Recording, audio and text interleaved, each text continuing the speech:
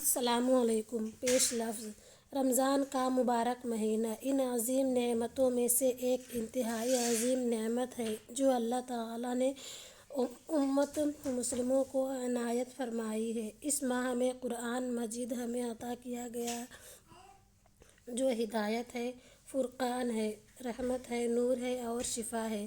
اس ماہ میں بدر کا وہ یوم الفرقان امت کو نصیب ہوا جس دن اس کے لیے اور انسانیت کے لیے زندگی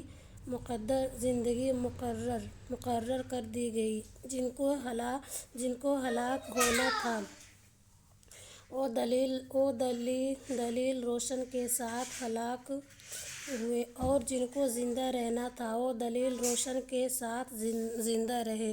اس ماہ میں وہ یوم الفتح بھی واقع ہوا ہے جس دن ایک قطرہ خون بہائے بغیر اس شہر کی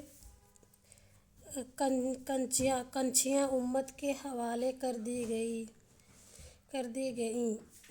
جوام القرا یعنی دنیا کی زندگی کا مرکز ہے جو بیت اللہ کا امین سلسلہ توحید کے امام عالی مقام حضرت ابراہیم علیہ السلام کی بندگی و وفاداری کی بے نظیر ویات کا امین اور محمد رسول اللہ صلی اللہ علیہ وسلم کی دعوت کا امین ہے۔ امت کی زندگی اور سربلندی کا راز دعوت محمدی کے لیے جہاد میں پوشیدہ ہے۔ پہلے انسانوں کے دل جیتنے کے لیے جہاد، پھر تہذیبی غلبہ کے لیے جہاد، اور اس جہاد کے ساتھ ساتھ کامیابی کے لیے اپنے نفس سے جہاد تاکہ تقویٰ حاصل ہو، انفرادی تقویٰ بھی اور اجتماعی تقویٰ بھی۔ خلوتوں میں نالہ نیم شبی سحرگاہی اور اشکوں سے وضو بھی اور جلوتوں میں پبلک لائف میں صداقت، دیانت، ایمانت، عدالت، شجاعت، اخوت اور حقوق انسانی کا احترام بھی۔ رمضان علم و عمل کا وہ راستہ ہے جس کے ذریعے یہ سب کچھ حاصل ہو سکتا ہے۔ نبی کریم صلی اللہ علیہ وسلم سے قبل اپنے ساتھیوں کو اس ماہ کے خزانوں سے فائدہ اٹھانے کے لیے تیار کرتے تھے۔ اسی اسوء نبی صلی اللہ علیہ وسلم کے اتباع میں کہ شاید میرا نام بھی کہیں، آپ صلی اللہ علیہ وسلم کے متبعین کے رجسٹر میں درج ہونے کی سعادت پا لیں۔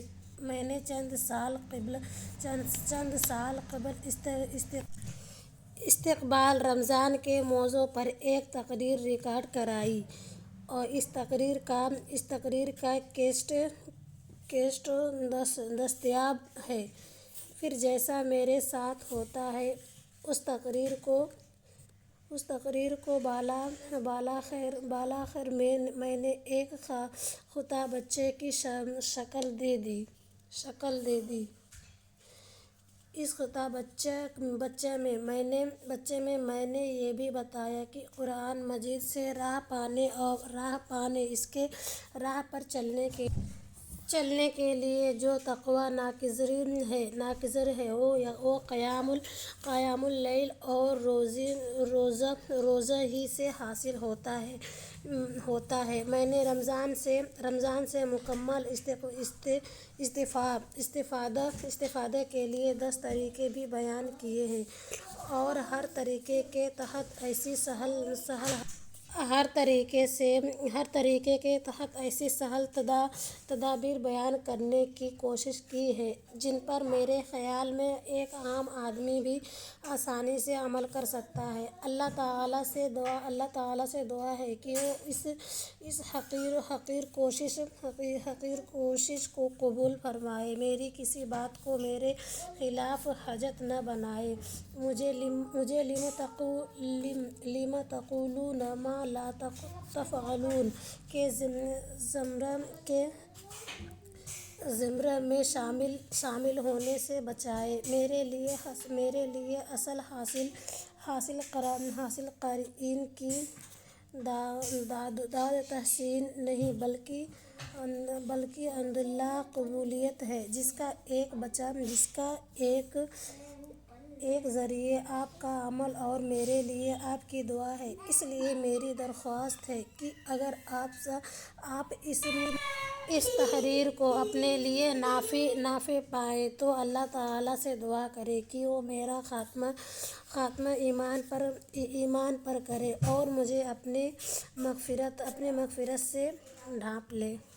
اگر آپ لوگ کو حدیث اچھی لگی ہو تو لائک کرنا، اور اگر چینل پہ نہیں ہوئے تو چینل کو سبسکرائب کرنا۔ ملتی ہوں نیکسٹ حدیث میں۔ اللہ حافظ۔